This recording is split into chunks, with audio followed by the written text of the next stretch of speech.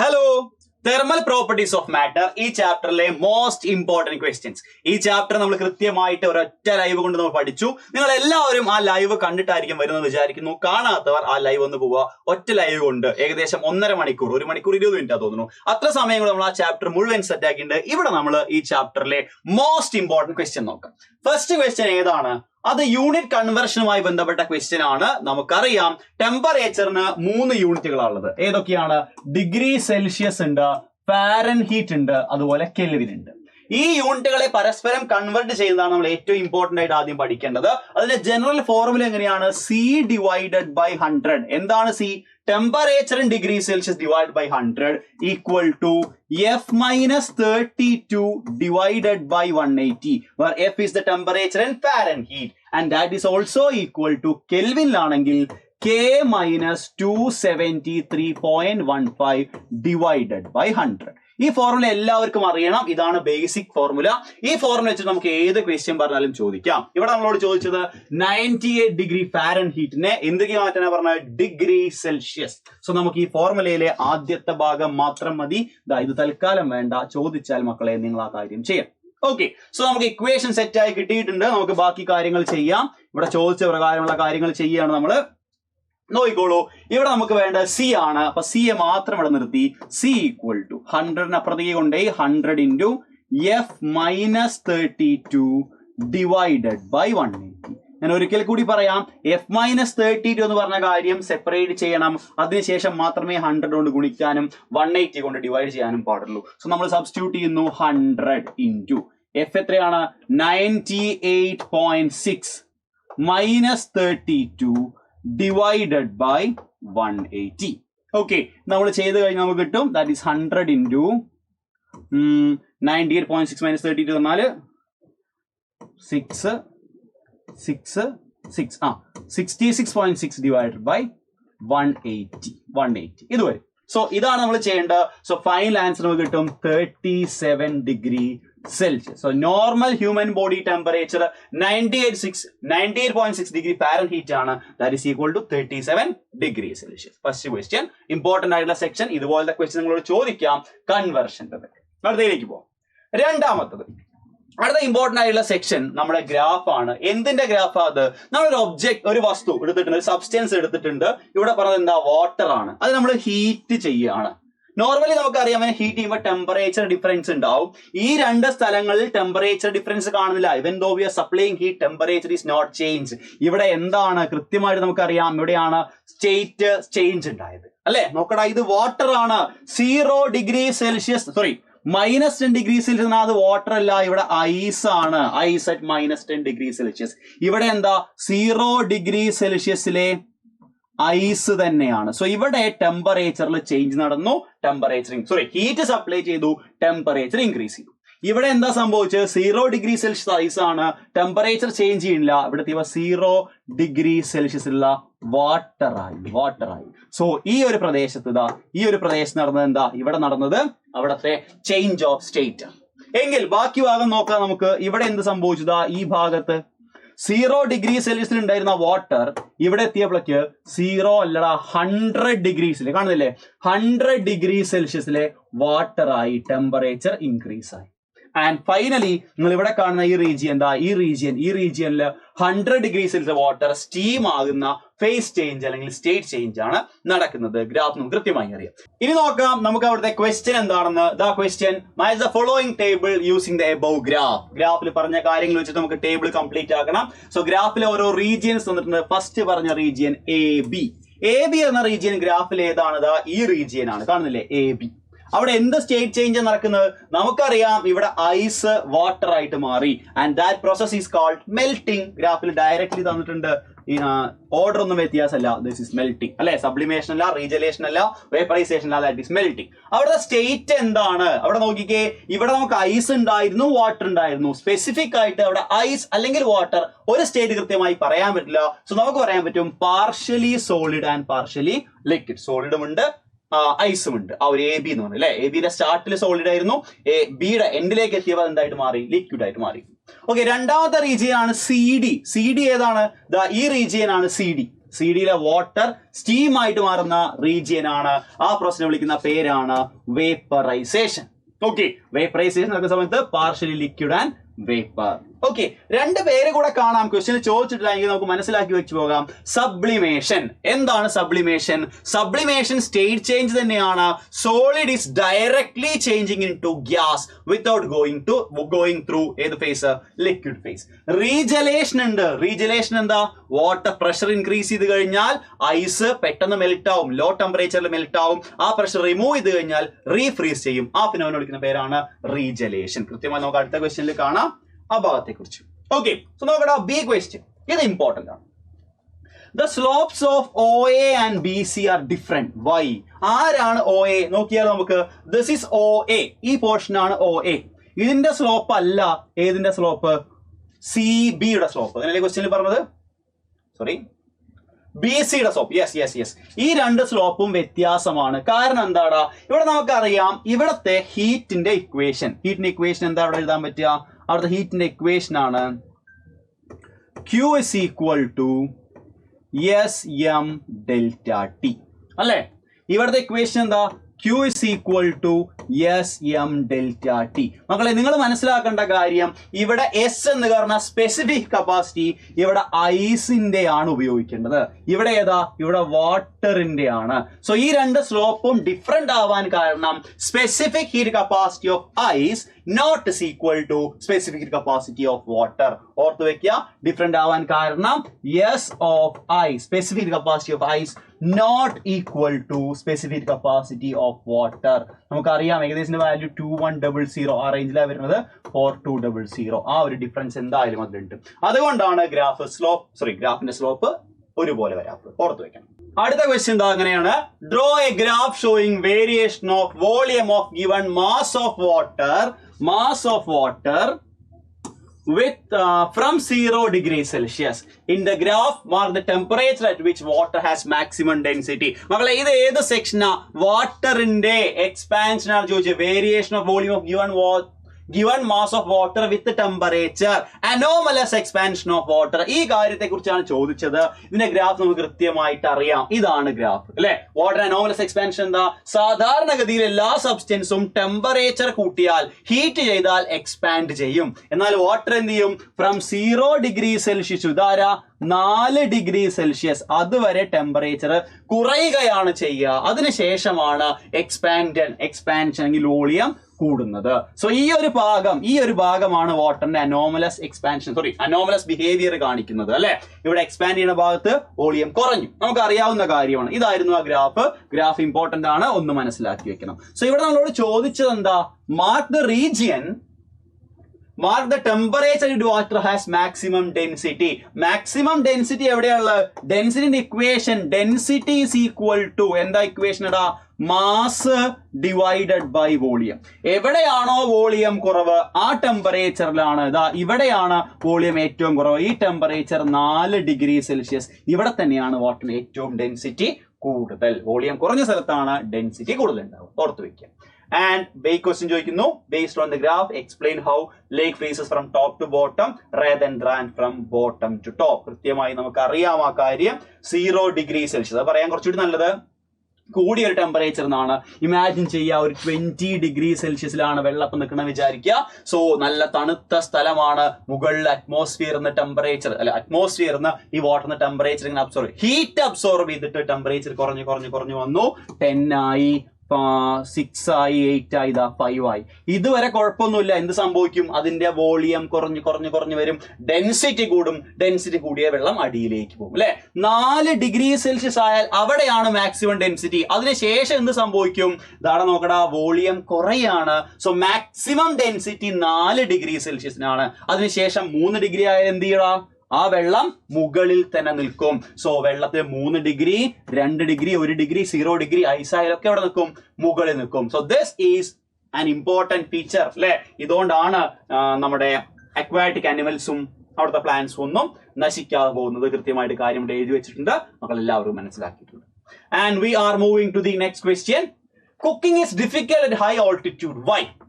എന്തുകൊണ്ടാണ് ഉയരം കൂടുമ്പോൾ കുക്കിംഗ് ബുദ്ധിമുട്ടാകുന്നത്? മക്കളെ ഇവിടെ നമ്മൾ ഓർക്കേണ്ട കാര്യം, ഹൈ ഓൾട്ടിറ്റ്യൂഡിൽ പ്രഷർ കുറവാണ്. പ്രഷർ കുറവാണ്.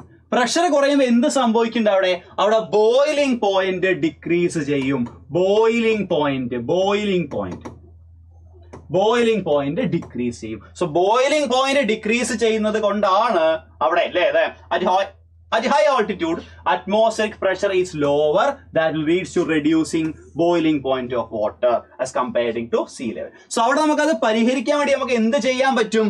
നമുക്കറിയാം പ്രഷർ കുറഞ്ഞാൽ ബോയിലിംഗ് പോയിന്റ് കുറയുന്നുണ്ട്, അതുപോലെ തന്നെ പ്രഷർ കൂടിയാൽ ബോയിലിംഗ് പോയിന്റ് കൂടുകയും ചെയ്യും. സോ അത് ഇൻക്രീസ് ചെയ്യാൻ വേണ്ടിയിട്ട്, ബോയിലിംഗ് പോയിന്റ് ഇൻക്രീസ് ചെയ്യാൻ വേണ്ടിയിട്ട് നമുക്ക് എന്ത് ഉപയോഗിക്കാം?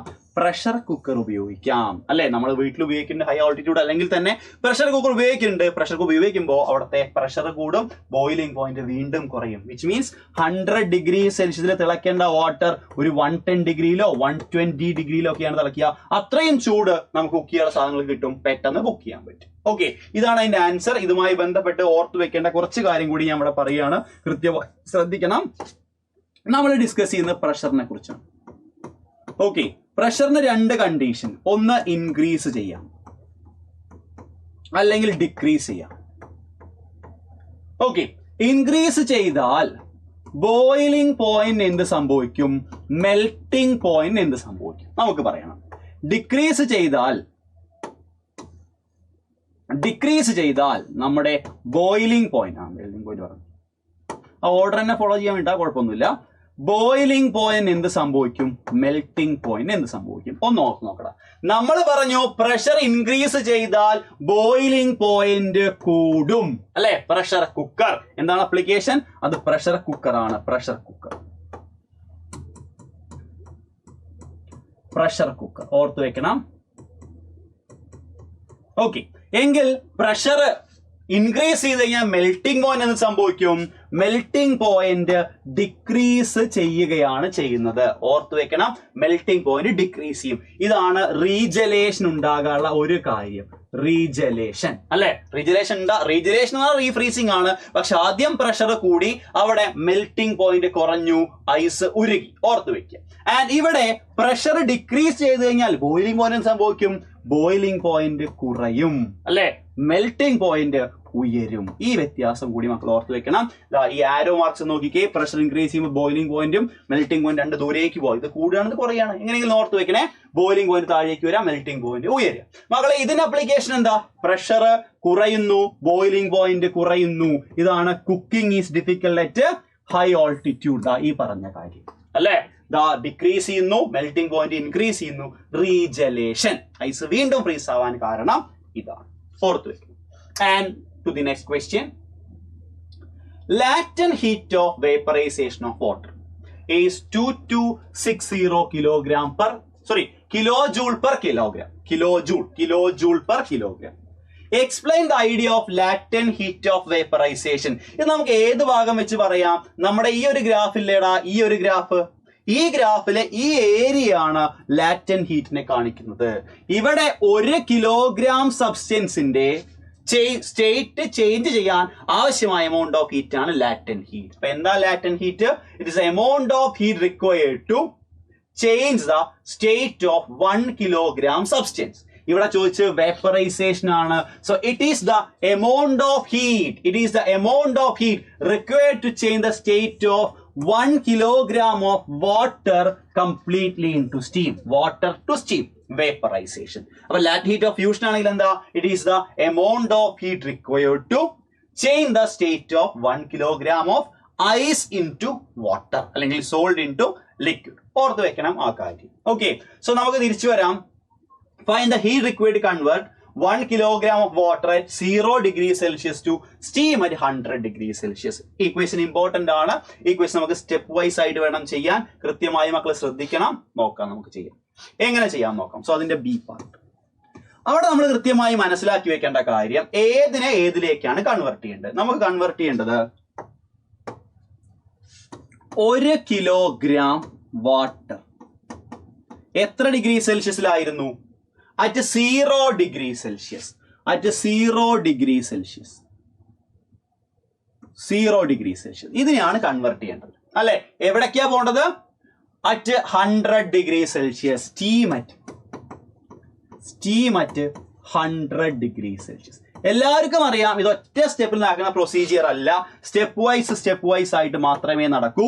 ആദ്യത്തെ സ്റ്റെപ്പ് നമുക്ക് എഴുതി നോക്കാം. വാട്ടർ എന്തായിട്ട് മാറും? 0 ഡിഗ്രി സെൽഷ്യസിലുള്ള water will be changed to water at 100 degree Celsius. First step അല്ലെ, ഫസ്റ്റ് സ്റ്റെപ്പ്. രണ്ടാമത്തെ സ്റ്റെപ്പിൽ എന്താ സംഭവിക്കുക? ഈ 100 ഡിഗ്രി സെൽഷ്യസിലുള്ള വാട്ടർ വേണം രണ്ടാമത്തെ സ്റ്റെപ്പിൽ എന്തായിട്ട് മാറാൻ? 100 ഡിഗ്രി സെൽഷ്യസിലെ സ്റ്റീം ആയിട്ട് മാറാൻ. ഇങ്ങനെ 2 സ്റ്റെപ്പായിട്ടേ ഈ പ്രോസസ് നടക്കുള്ളൂ. 0 ഡിഗ്രിസിലുള്ള വാട്ടർ ആദ്യം 100 ഡിഗ്രി സെൽഷ്യസ് എത്തണം, ടെമ്പറേച്ചർ ഇൻക്രീസ് 100 ഡിഗ്രി സെൽഷ്യസ് എത്തണം. 100 ഡിഗ്രി സെൽഷ്യസ് മാത്രമേ നടക്കുള്ളൂ അവിടെ സ്റ്റീം ആയിട്ടുള്ള ആ ഒരു സ്റ്റേറ്റ് ചേഞ്ച് നടക്കുള്ളൂ. ഇവിടുത്തെ ഇക്വേഷൻ എങ്ങനെയാ വരിക? എഴുതിയാലോ ഇക്വേഷൻ. ഇവിടെ ടെമ്പറേച്ചർ ചേഞ്ച് ഉണ്ട്. സോ ഇക്വേഷൻ ആണ് Q is equal to m അല്ലടാ, SM delta T. ഇക്വേഷൻ ആണ് SM delta T. Temperature change ഉപയോഗിക്കുന്ന ഇക്വേഷൻ SM delta T. ഇവിടെ ഏതാ ഇക്വേഷൻ വരിക? Q equal to delta T അവിടെ അല്ല, ചേഞ്ച് ഇൻ ടെമ്പറേച്ചർ അവിടെ അല്ല. So MLV. ഓക്കെ അല്ലേ? Latent heat of vaporisation 1 kilogram ആണെങ്കിൽ LV. ഇവിടെ എത്ര ക്വസ്റ്റ്യൻ തന്നത്? 1 കിലോഗ്രാം തന്നെയാണ്, ജസ്റ്റ് LV കൊണ്ട് മൾട്ടിപ്ലൈ ചെയ്താൽ മതി. 2 ആണെങ്കിൽ 2 കൊണ്ട് മൾട്ടിപ്ലൈ ചെയ്യുക. M കിലോഗ്രാം ആണെങ്കിൽ M കൊണ്ട് മൾട്ടിപ്ലൈ ചെയ്യുക. സോ ഇത് ചെയ്യുമ്പോൾ ആൻസർ എത്ര വരും? ചെയ്യാൻ ഞാൻ പോകുന്നില്ല, നമുക്കറിയാം. വാട്ടർ അല്ലേടാ ക്വസ്റ്റ്യനിൽ പറഞ്ഞത്? യെസ്, വാട്ടറിന്റെ സ്പെസിഫിക് കപ്പാസിറ്റി തന്നിട്ടില്ലല്ലോ, നമുക്കറിയാം അത് 4200 ആണ്. So 4200 into 1 kilogram into delta T. Okay, ഇതായിരുന്നു ചെയ്യേണ്ടിയിരുന്നത്. ഡെൽറ്റ ടി എത്രയാണ് അവിടെ? 0 ഡിഗ്രി സെൽഷ്യസ് വാട്ടർ എത്രയായിട്ട് മാറും? അത് 100 ഡിഗ്രി സെൽഷ്യസ് ആയി മാറും. So delta T is 100. Okay, ഇവിടെ എന്ത് വരും? 1 കിലോഗ്രാം ഇൻറ്റു 1 ഇൻറ്റു എത്രയായിരുന്നു വാല്യൂ തന്നത്? 2260 ഇൻറ്റു 10⁻³ കാരണം കിലോ ജൂളാണ് തന്നിട്ടുള്ളത് അല്ലെ. ആ ഒരു വാല്യൂ കൊണ്ട് നമ്മൾ മൾട്ടിപ്ലൈ ചെയ്യണം. ഇത് 4200 കിലോ ജൂളാണോ അതോ ജൂളാണോ? എത്രയായാലും ആ വാല്യൂ കേട്ടോ, എസിന്റെ വാല്യൂ എടുക്കുക, എസ് ഓഫ് വാട്ടർ എടുക്കുക, അത് വെച്ചിട്ടാണ് ചെയ്യേണ്ടത്. രണ്ടും കൂടി ആഡ് ചെയ്യണം. This is Q1 and this is Q2. Total Q is equal to Q1 plus Q2. അങ്ങനെയാണ് ചെയ്യുക. ക്വസ്റ്റ്യൻ നിങ്ങൾക്ക് തരും, ക്വസ്റ്റ്യനിൽ തരും കേട്ടോ. ഇതിന്റെ വാല്യൂ എത്രയാണ്, വാട്ടറിന്റെ സ്പെസിഫിക് കപ്പാസിറ്റിയുള്ള വാല്യൂ കൃത്യമായിട്ട് നിങ്ങൾക്ക് ക്വസ്റ്റ്യനിൽ തരും. Don't worry about it. Okay, ഇത്രയേ ഉള്ളൂ. And we are moving to the next question. അയ്യോ, ഒരു ക്വസ്റ്റ്യൻ കൂടി കുറവുണ്ടല്ലോടാ. Burn produced by steam is more dangerous than burn produced by boiling water. അതെന്തുകൊണ്ടാ? നമുക്കറിയാം, it contain more heat energy. അല്ലെ, heat energy is more. കാരണം temperature അത്രയും കൂടിയിട്ടാണ്, അത്രയും heat absorb ചെയ്തിട്ടാണ് എന്തായിട്ട് മാറുന്നത്? സ്റ്റീം ആയിട്ട് മാറുന്നത്. അല്ലെങ്കിൽ ലാറ്റന്റ് ഹീറ്റ് ഓഫ് വേപ്പറൈസേഷൻ ഉപയോഗിച്ചിട്ടാണ് അത് സ്റ്റീം ആയിട്ട് മാറുന്നത്. Heat energy is more. അത്രയേ ഉള്ളൂ, നമുക്ക് സിമ്പിൾ ആയിട്ട് അറിയാവുന്നത്. Next question. What are the different modes of heat transfer? Heat ട്രാൻസ്ഫറിന്റെ ഡിഫറെന്റ് മോഡുകൾ ഏതൊക്കെയാണ്? കൃത്യമായിട്ട് നമുക്കറിയാം. ഒന്നാമത്തെയാണ് കണ്ടക്ഷൻ, രണ്ടാമത്തെയാണ് കൺവെക്ഷൻ, മൂന്നാമത്തെയാണ് റേഡിയേഷൻ. ഏറ്റവും ലളിതമായി ഇതിന്റെ കാര്യങ്ങൾ ഓർത്തു വെക്കുക. കണ്ടക്ഷൻ സംഭവിക്കുന്നത് എവിടെയാണ്? സോളിഡ്സിലാണ്. തെർമൽ ഹീറ്റ് കണ്ടക്ട് ചെയ്യുന്ന സോളിഡ്സിലാണ് കണ്ടക്ഷൻ നടക്കുന്നത്. കൺവെക്ഷൻ എവിടെയാണ്? ഫ്ലൂയിഡ്സിൽ അല്ലെങ്കിൽ ലിക്വിഡ് ഓർ ഗ്യാസ്, ഇവിടെയാണ് കൺവെക്ഷൻ നടക്കുന്നത്. റേഡിയേഷൻ നടക്കാൻ നോ മീഡിയം വേണ്ട. ട്രാൻസ്ഫറിന്റെ പ്രത്യേകത നമ്മൾ കൃത്യമായിട്ട് നമ്മൾ തിയറി ക്ലാസ്സിൽ പഠിച്ചിട്ടുണ്ട്, ഓർത്ത് വെക്കുക. Explain how see breeze occurs. See breeze ഉണ്ടാവാൻ കാരണം ഏതാ? കൺവെക്ഷൻ ആണ് അല്ലെ. എയർ തന്നെ മൂവ് ചെയ്യാണ്. കൃത്യമായി നമുക്ക് കാര്യങ്ങൾ കാണിക്കാം, എഴുതി വെച്ചിട്ടുണ്ട്. നമുക്ക് ഈ കാര്യങ്ങൾ നോക്കി പറയാം. ഇതാ എങ്ങനെയാണ് സീ ബ്രീസ് ഉണ്ടാകുന്നത്. നമ്മൾ ക്വസ്റ്റ്യനിൽ സീ ബ്രീസിന്റെ കാര്യം മാത്രമേ ചോദിച്ചിട്ടുള്ളൂ. നിങ്ങൾ മനസ്സിലാക്കുക, സീ ബ്രീസ് ഉണ്ടാകുന്നത് ഡേ ടൈമിലാണ്. ഡേ ടൈമിൽ സൺലൈറ്റ് വരുന്നു, നമ്മുടെ കടലിലേക്കും കരയിലേക്കും ഒരുപോലെ സൺലൈറ്റ് കിട്ടുന്നു. ഒരു കാര്യം കൂടി നിങ്ങൾ മനസ്സിലാക്കി വെക്കണം. Specific heat capacity of land അല്ലെങ്കിൽ അവിടുത്തെ soil is less than specific capacity of water. അപ്പൊ ആദ്യം ആര് ചൂടാകും? സ്പെസിഫിക് കപ്പാസിറ്റി കുറഞ്ഞ സോയിൽ ചൂടാകും. ഓക്കെ, അപ്പൊ സോയിൽ ചൂടായാൽ ഇവിടെ എന്താ ഉള്ളത്? ഇവിടെ ഹോട്ട് എയർ അല്ലെങ്കിൽ ഈ സോയിലിനായിട്ട് കോൺടാക്ട് വരുന്ന ഈ എയർ ഒക്കെ പെട്ടെന്ന് ചൂടാവും, ഹോട്ട് എയർ ഉണ്ടാവുക. കമ്പയറിംഗ് ടു ദാറ്റ് ഈ കടലും എല്ലേ ചൂടായിട്ടുള്ളൂ. സോ ഇതുമായി റിലേറ്റ് ചെയ്ത് വരുന്ന ഇവിടുത്തെ എയർ ഒക്കെ കോൾഡ് എയർ ആയിരിക്കും. സോ എയർ ഹോട്ടായാൽ എയർ ചൂടായി കഴിഞ്ഞാൽ എന്ത് ചെയ്യും? ഇറ്റ് വിൽ ഗോ അപ്പ് അല്ലെ, due density difference, natural convection, അത് മുകളിലേക്ക് പോകും. ഈ വേക്കന്റ് ആയിട്ടുള്ള സ്പേസ് ആര് ഫില്ല് ചെയ്യും? ദാ ഇവിടെ നിന്ന് വരുന്ന എയർ ഫില്ല് ചെയ്യും. സോ ദാറ്റ് എയർ കറന്റിനെ തന്നെ നമ്മൾ എന്ത് വിളിക്കുക? ബ്രീസ് അല്ലെങ്കിൽ നമ്മൾ അവിടുത്തെ കാറ്റായിട്ട് കൺസിഡർ ചെയ്യുന്നു. ഇതുപോലെയാണ് ഡേ ടൈമിൽ സീ ബ്രീസ് ഉണ്ടാകുന്നത്. നൈറ്റ് ടൈമിൽ നമുക്ക് കിട്ടുന്ന ബ്രീസിന്റെ പേര് ലാൻഡ് ബ്രീസ് എന്നാണ്. അവിടെ ഡിഫറൻസ് ഇത്രയേ ഉള്ളൂ. തണുക്കുകയാണ്, ആദ്യം ആര് തണുക്കും? കരയാണ് തണുക്കുക. സാവധാനം തണുക്കുന്നത് കടലാണ്. ടെമ്പറേച്ചർ ഇവിടെ കൂടുതലാണ്, ഇവിടുത്തെ എയർ ഹോട്ടാണ്, അത് മുകളിലേക്ക് വരും സ്പേസ് ഫില്ല് ചെയ്യാൻ. കരയിൽ നിന്ന് എയർ വരും. സോ ആ ഒരു flow is called land breeze. ഓർത്തു വയ്ക്കാം, ഇമ്പോർട്ടന്റ് ആണ്. ഓക്കെ മക്കളെ, സോ ആ ക്വസ്റ്റ്യൻ ആൻസർ നമ്മൾ കൃത്യമായിട്ട് എഴുതി പറഞ്ഞു. അടുത്ത കാര്യം പറഞ്ഞു. ഈ ക്വസ്റ്റ്യൻ നോക്കിയേ, bottom of cooking vessel black and at bottom, give reason. ഈ ബ്ലാക്ക് എന്ന കളർ, ഡാർക്ക് കളർ നിങ്ങൾ കണ്ടു കഴിഞ്ഞാൽ നിങ്ങൾ മനസ്സിലാക്കേണ്ട കാര്യം എന്താ? ബ്ലാക്ക് ആൻഡ് അല്ലെങ്കിൽ ഡാർക്ക് എന്ന് പറഞ്ഞു കഴിഞ്ഞാൽ അവിടെ ഹീറ്റ് എനർജിയെ അബ്സോർബ് ചെയ്യാനുള്ള കഴിവ് ഏറ്റവും കൂടുതൽ ബ്ലാക്ക് കളറിനാണെങ്കിൽ ഡാർക്ക് കളറിനാണ്. അതുകൊണ്ടാണ് നമ്മൾ അതിനെ ഡാർക്കൻ ചെയ്യുന്നത് അല്ലെങ്കിൽ ബ്ലാക്ക് ചെയ്യുന്നത്. Okay, black colour will absorb more heat energy. ഇതുകൊണ്ട് തന്നെയാണ് നമ്മൾ സമ്മറിൽ ഡാർക്ക് കളർ ഡ്രസ്സ് ധരിച്ച് പുറത്തിറങ്ങരുത് പറയുന്നത്. സമ്മറിൽ ലൈറ്റ് ആയിട്ടുള്ള കളർ ഡ്രസ്സ് ധരിച്ചിട്ട് പുറത്തിറങ്ങാൻ പറയുന്നത്. അതിന് കാരണവും ഇത് തന്നെയാണ്, നമുക്കറിയാം അല്ലെ? Yes. And to the next question. അതിന്റെ ലാസ്റ്റ് ക്വസ്റ്റ്യൻ ആൻസർ ആണ് എഴുതി വെച്ചിരിക്കുന്നത്. എന്തുകൊണ്ടാണ് ബ്ലാക്ക് ആൻഡ് ആൻസർ ആണ് എഴുതി വെച്ചിട്ടുള്ളത്. And this is the last question. Question നോക്കിയേടാ. A pan filled with hot food cools from 94 degrees Celsius to 86 degrees Celsius in 2 minutes. When the room temperature is at 20 degrees Celsius, how long will it take to cool from 71 degrees Celsius to 69 degrees Celsius? ഇവിടെ ഏതാണ് നമ്മൾ ഉപയോഗിക്കുന്നത്? ഇവിടെ നമ്മൾ ഉപയോഗിക്കുന്നത് Newton's law of cooling. ഇതാണ് നമ്മൾ ഉപയോഗിക്കുന്നത് അല്ലെ? എന്താ ന്യൂട്ടൺസ് ലോ ഓഫ് കൂളിംഗിൽ പറഞ്ഞത്? dq divided by dt is equal to ഒരു constant k into T2 minus T1. ഇതാണ് നമ്മുടെ Newton's law of cooling.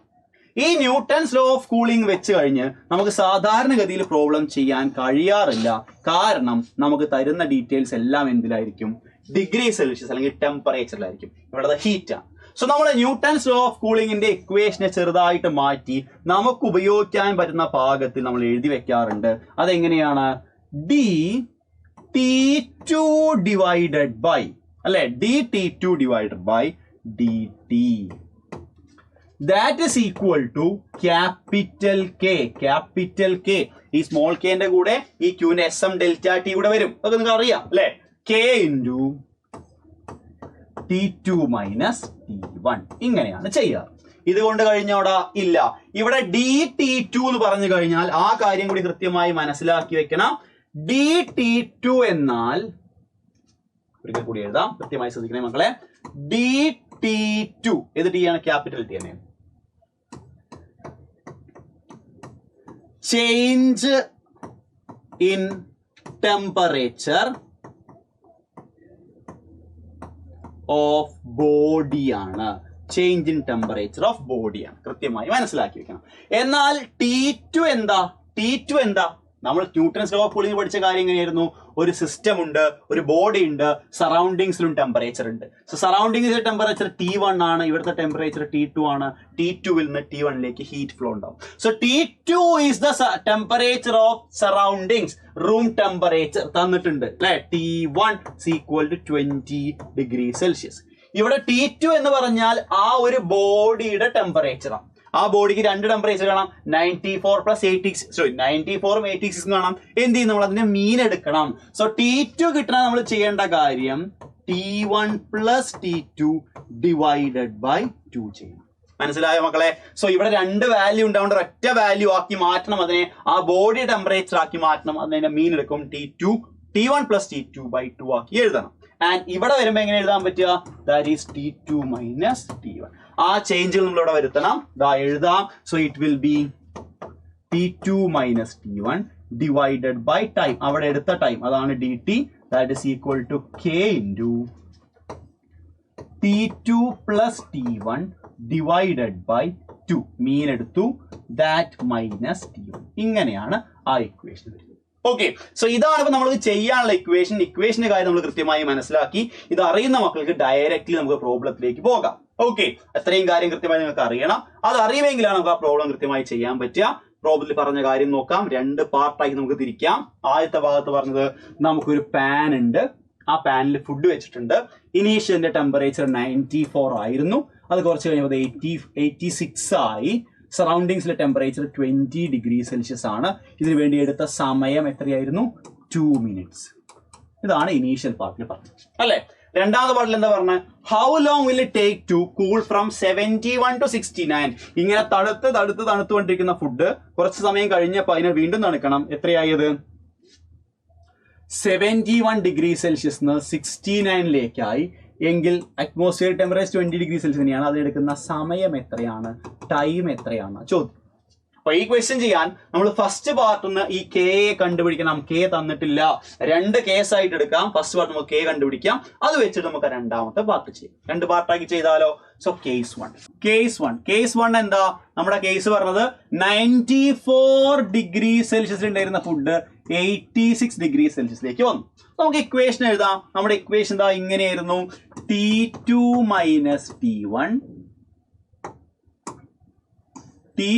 minus T1 divided by time equal to K into T2 plus T1 divided by 2 minus T1. ഈ equation ഓർത്ത് വെക്കണം. ഇത് വെച്ചാൽ നമ്മൾ ചെയ്യാൻ പോകുന്നത് സബ്സ്റ്റിറ്റ്യൂട്ട് ചെയ്യാം.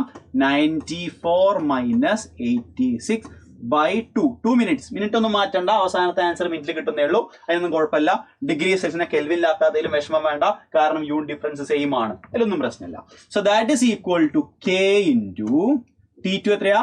94 plus 86 by 2 മൈനസ് T1 എത്രയാ? അത് സറൗണ്ടിങ്സിലെ ടെമ്പറേച്ചർ ആണ്, റൂം ടെമ്പറേച്ചർ ആണ്. That was 20. Okay, so 8 by 2 equal to K into 180 divided by 2 minus 20 അല്ലേ. സോ 8 by 2 4 ആണ്. 4 equal to K into 90 minus 20. So you will get 70K equal to 4. So K is equal to 4 by 70. Correct അല്ലേ? K is equal to 4 by 70. Okay, so case 2ലേക്ക് പോവാം. Case 2ൽ എന്താ പറയുന്നത്? ഇതേ പാത്രം തന്നെ ആയിരുന്നു അല്ലെ, അതേ ഫുഡ് തന്നെ ആയിരുന്നു. പക്ഷേ സമയത്തിൽ മാത്രം, സോറി ടെമ്പറേച്ചറിൽ മാത്രം ഡിഫറൻസ് ഉണ്ട്. 69 അല്ല 71 69 ആയി അല്ലെ. ഓക്കെ, യെസ് 71 എന്നുള്ളത് 71 ഉണ്ടായിരുന്നത് 71 ഡിഗ്രി സെൽഷ്യസ് ഉണ്ടായിരുന്നത് 69 ഡിഗ്രി സെൽഷ്യസ് ആയി.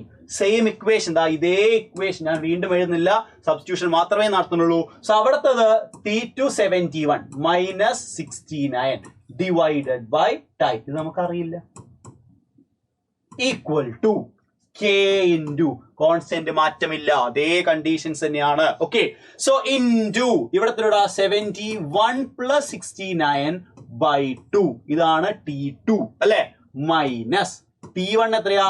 20. റൂം ടെമ്പറേച്ചർ അവിടെയും മാറിയിട്ടില്ല. So that is 2 by time equal to K into 140 divided by 2 minus 20. So that is K into 70 minus 20 2 by time. K ന്റെ വാല്യൂ നമ്മൾ നേരത്തെ കണ്ടുവച്ചിട്ടുണ്ട്, അത് സബ്സ്റ്റിറ്റ്യൂട്ട് ചെയ്യാം. K എത്രയാണ്? 2 by time is equal to 4 by 70 minus 50 അല്ലെ. So അപ്പൊ time equal to time അങ്ങോട്ട് കൊണ്ടുപോയി ബാക്കി എല്ലാവരും ഇങ്ങോട്ട് കൊണ്ടാൽ 2 into 70 divided by 4 into 50. ഇതും വെട്ടി താഴെ 100 ആണ് അല്ലെ, 100 ആണ്. 7 by 100 എന്നാൽ 0.7 മിനിറ്റ്. സോ കൃത്യമായി നോക്കുക. മോസ്റ്റ് ഇമ്പോർട്ടന്റ് ആയിട്ടുള്ള ക്വസ്റ്റ്യൻ നമ്മൾ അവസാനം പറഞ്ഞത്. കുറച്ച് ലെങ്തി ആണ് ക്വസ്റ്റ്യൻ, പക്ഷെ കാര്യം മനസ്സിലാക്കി വെക്കണം. ഈ ഇക്വേഷൻ മക്കളെ നിങ്ങൾക്ക് എല്ലാവർക്കും അറിയണം, ഈ ഇക്വേഷൻ. ഓക്കെ, ഇക്വേഷൻ ഓർത്ത് വെക്കണം. അത് വന്ന വഴി ഓർത്താലും മതി. ഇവിടെ നമ്മൾ സബ്സ്റ്റിറ്റ്യൂഷൻ നടത്തിയ കാര്യം കൂടി പറഞ്ഞുതരാം. Q is equal to SM delta T. ഇതാ ഈ ഡെൽറ്റ ടി ആണ് ഇവിടെ കാണുന്ന ഡെൽറ്റ T2. ഓക്കെ, ആ SM നെ ഈ സൈഡിൽ കൊണ്ടുപോയപ്പോഴാണ് നമ്മുടെ സ്മോൾ കെ ഇവിടെ വലിയ കെ ആയി മാറിയത്, ക്യാപിറ്റൽ കെ ആയി മാറിയത്. Actually capital K is equal to small k divided by SM ആണ് കേട്ടോ, ഒന്ന് ഓർത്ത് വെച്ചാൽ മതി. So this is it. ഈ ചാപ്റ്ററിലെ മോസ്റ്റ് ഇമ്പോർട്ടന്റ് ആയിട്ടുള്ള കുറച്ച് ക്വസ്റ്റ്യൻസ് നമ്മൾ ചെയ്തു. ഈ ചാപ്റ്ററിലെ മുഴുവൻ മാർക്കും എല്ലാവർക്കും വാങ്ങണം. സോ അടിപൊളിയാക്കാം മക്കളെ. See you.